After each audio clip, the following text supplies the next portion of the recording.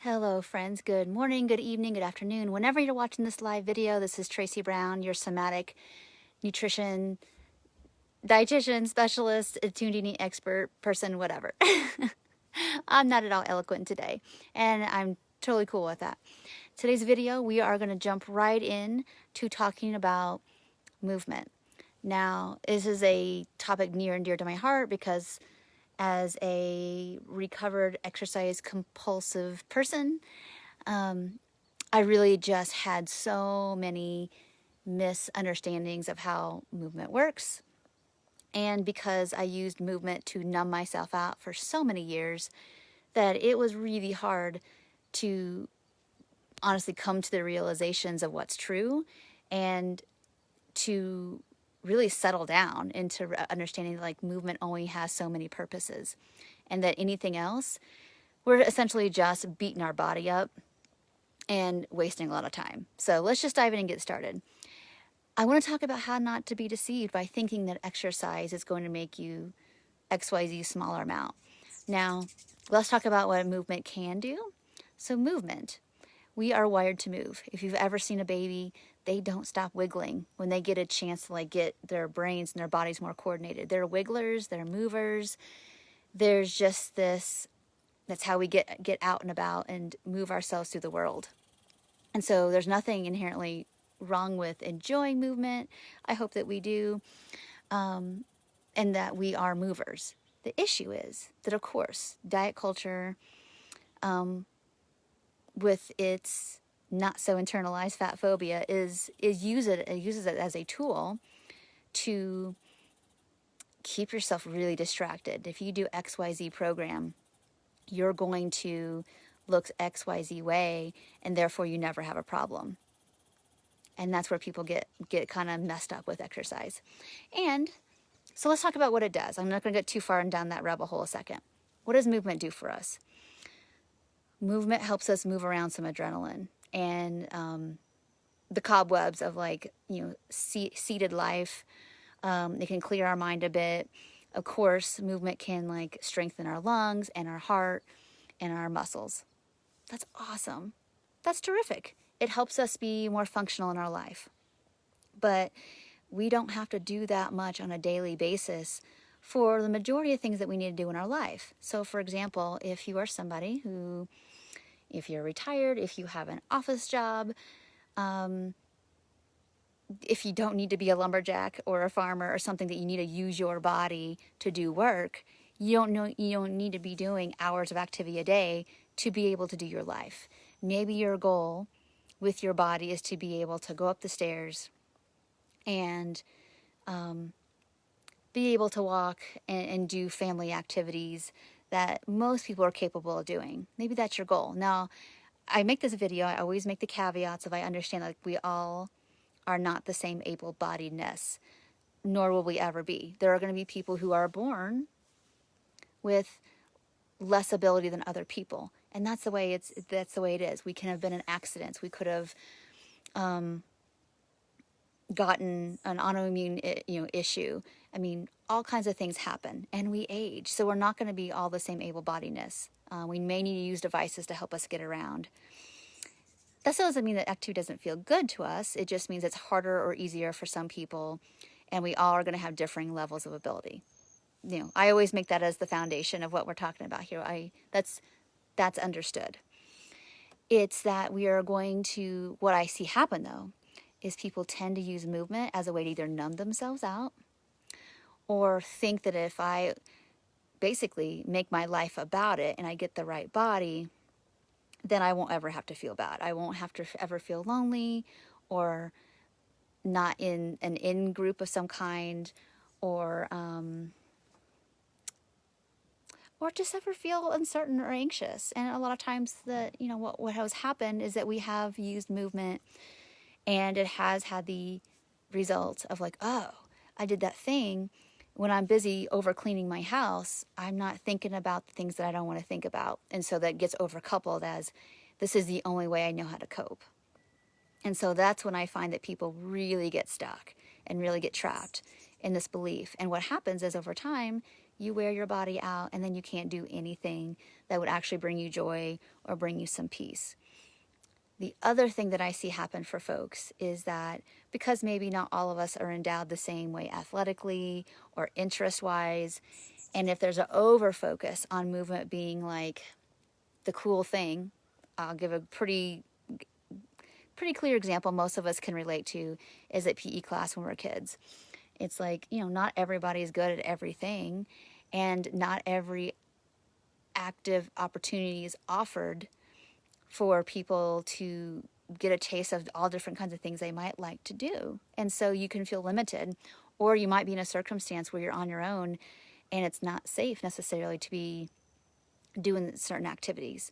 Or maybe you're on your own so much that you never had a chance to learn how to enjoy the connection and community of movement. So there's all kinds of things that we maybe have been limited by that stifle what might be enjoyable to do as adults. And so we take all that into consideration as well in terms of like exercise or movement hesitance.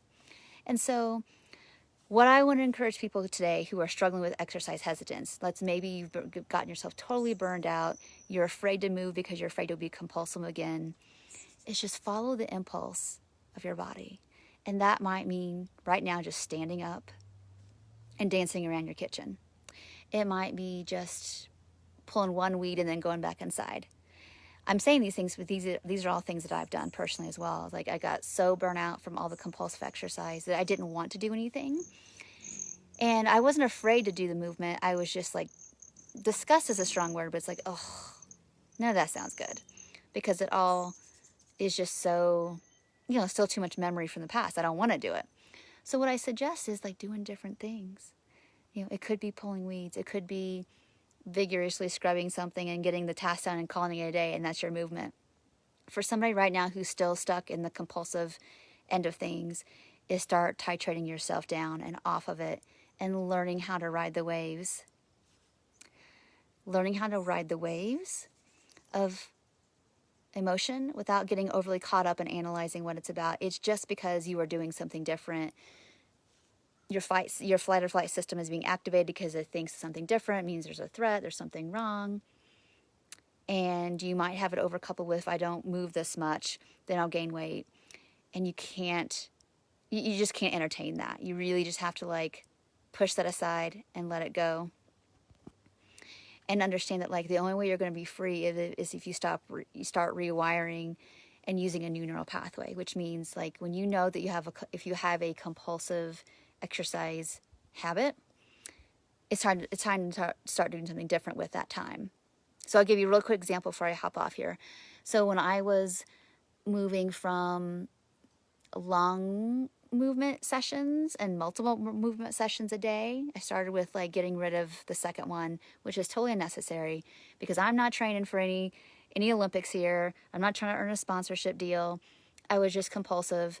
And that was the way I was managing my anxiety and emotions I didn't want to deal with. Because I had learned at that point that just the more I moved, the more hungry I was and the more food obsessed I was. So it's like, it wasn't even managing to change my body anymore. It was just wasted time. And it was time to start like settling in, to start to learn how to like ride the waves of being a human with emotion.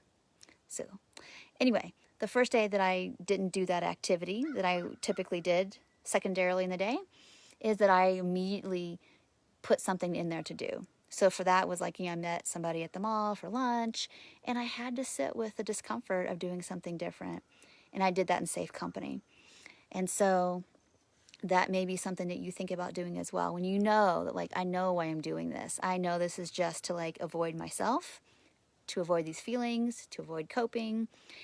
And we all don't give ourselves enough credit that we do hard things all the time, and you can do this too. So start thinking about in your day where you are overvaluing movement as a way to manage your weight. It doesn't really work.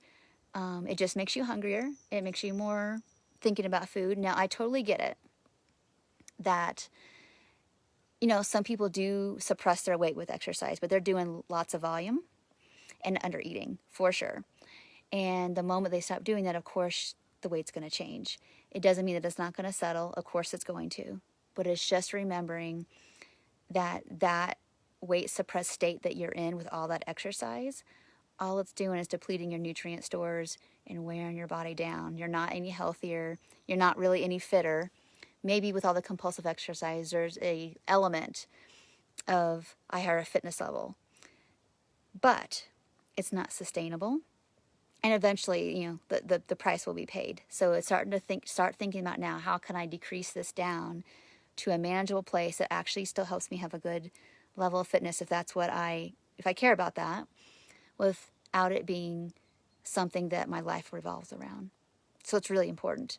So today, the takeaways from the video, take action today, is if you are somebody who is exercise hesitant, remember that, yes, getting started does feel uncomfortable. It totally does. Our lungs are going to feel tired, or our muscles are going to feel tired, or we're going to compare ourselves to our past versions. That's totally going to happen, and that's okay. We're going to get over that hump of like 5 minutes, 1 minute, 30 seconds, pull a weed. Doesn't have to be a big deal. And then we'll build up. If you're coming more from the compulsive end, start planning today, what am I going to replace this time with? Something, and it needs to be something that's life-affirming. So you know, so there's like a motivation or a how come. Like, oh, if I'm not doing this activity, that means I have more time to read books I love, or spend more time with people I care about, or learn something new, or actually just get the stuff done that I need to be getting done that I'm putting off, like a doctor's appointment or your nutrition therapy session, whatever it is that it's time to do. So I want to thank everybody for coming live today. Please, it really helps and encourages others when you can pass these videos along to other people who are struggling with the same things. It's really helpful. And I want to say to all those who commented live to you, like Jennifer today's like, I think I'll dance today. That would be great. And see how that feels different from a compulsory activity that you're used to, and not counting it. Use it as something that brings you joy versus something that you think you should or have to do, because you don't have to should or have to do anything. We want it to be a choice. So thank you all so much for watching, and I will talk to you in the next video. Bye for now.